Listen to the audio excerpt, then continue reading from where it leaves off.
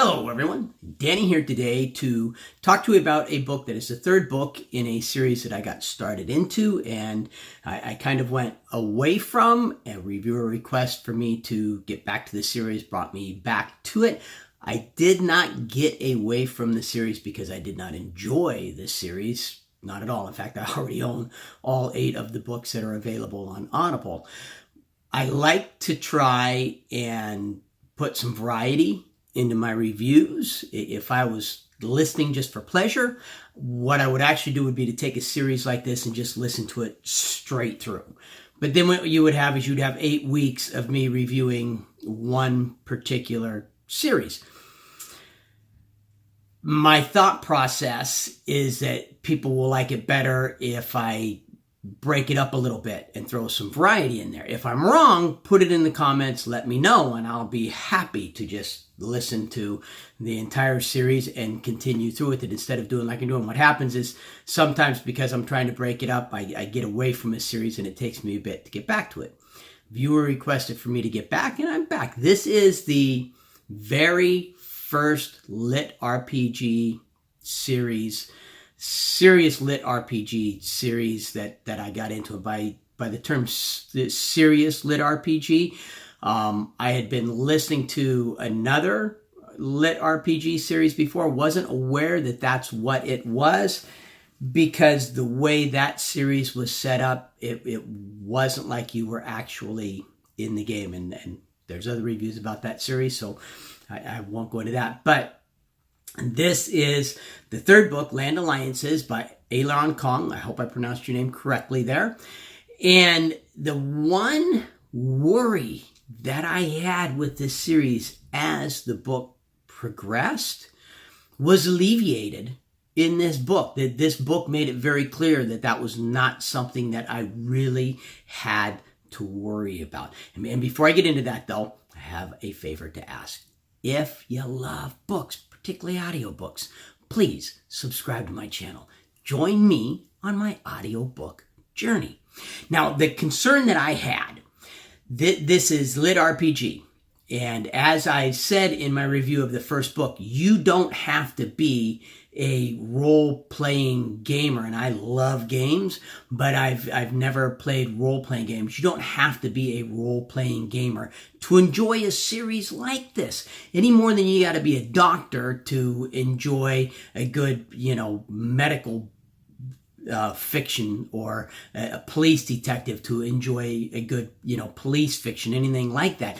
This just adds a different element to it. It allows the authors some creativity that they wouldn't have without that LitRPG element to it.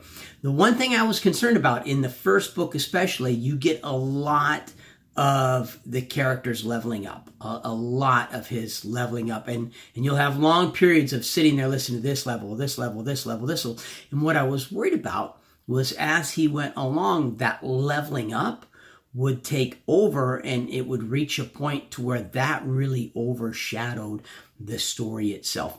That didn't happen. In fact, what has happened is by the third book, you get those leveling up. They come in chunks, but there's actually less of those than in the beginning of the book. And I really believe part of that is due to the fact that it's harder for him to level up. I'm sure as you play the game, it becomes that way. I tried playing once. It was a whole lot of fun, and that was since I started listening to these books. My youngest son and some of his friends were like, hey, we'll play. A whole lot of fun, and we did one round, and then we've never been able to coordinate times to get back together again to play again. I would love to. It was a whole lot of fun. But as he levels up and it becomes harder and harder for him to level up, then the emphasis switches more onto the story itself. One of the things that gets added, which really surprised me because it drew me in and really made me interested, is that the town, his little town that he's the master of, as it levels up, you find yourself becoming really, really interested in the town, in the direction of the town itself, and not just the individual characters in the town itself, but the town. You start really wanting to see this town grow and level up and become something, and you start to feel almost like you're kind of a part of it. And by the end of the book especially, I was like, I want to get on to the next book because I want to see what's going to happen with the town. I'm almost as interested in that as I am in the main character of the book, Richter. That's the main character of the book, Richter. I'm almost as interested in his town as I am in Richter himself. The action's better done in this than in any of the other books, in my opinion. It's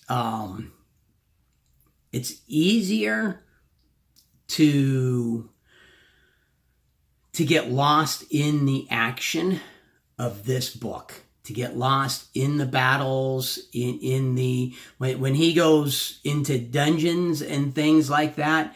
It feels more threatening. The first book, especially, some of the stuff he faced, you didn't really personally get drawn in. I didn't, at least, to really feel the threat. Enjoyed it very much, but didn't really get drawn. With this one, I'm getting drawn into it, and I'm feeling the action, and I'm feeling the threat and the excitement and everything else. I think part of that is some of the stuff that Richter goes through in this book. Here's the part where I address mature content, as I do in all of my video. Definite mature content language. Some allusions to rape or sexual assault. Of course, there's some allude comments and jokes and things that there's been like that throughout the entire series. There's also a scene, though, where Richter gets tortured and mutilated, and it's definitely for mature audiences if you don't want to freak especially your little boys out. And I think that's one of the reasons why things are a little bit more intense in this book. It's more like an action thriller kind of a book. This one is. You don't lose. Richter doesn't lose any of what makes Richter. His friends don't lose any of what makes them who they are. You do get to see him growing up a little bit and maturing a little bit, which is really nice. I think that's part of the reason why you're drawn into caring about the Mist Village and what happens with the Mist Village. That's the name of his town. I kept calling it town. I knew I was wrong. The Mist Village. I think that's part of the reason why you care more about what happens with the Mist Village itself, is because that's becoming a real reflection of Richter and a real focus of his. These are people that he cares about, and there's some things that happen at the very end of the book that kind of show the direction they may be taking the Mist Village here. Out of the 3 in the series that I've listened to so far, it's my favorite. It's progressing really nicely. The series is getting better as the series goes along, and it's rare that you have that. So I'm curious to see where it goes. As I said, I tend to try to break series up instead of just going through a series, because I think you, the listener, would like that better. If you disagree, if you would prefer that, well, actually, either way, let me know. So put in the comments whether you would prefer me to just take a series like this, go all the way through it like I would if I was listening to it and not worrying about, posting reviews, or if you prefer me to do it the way I do it, to where I'm breaking things up as I go along. On that, if you like this video, please hit the like button. If you like my channel, subscribe. Turn on notifications. Questions, comments, feedback. That's what the comment section's for. Put them in there. But most importantly, no matter what else you do today, make sure that today you listen to at least one really good book, and I definitely recommend The Land Alliances by Aleron Kong. Thank you.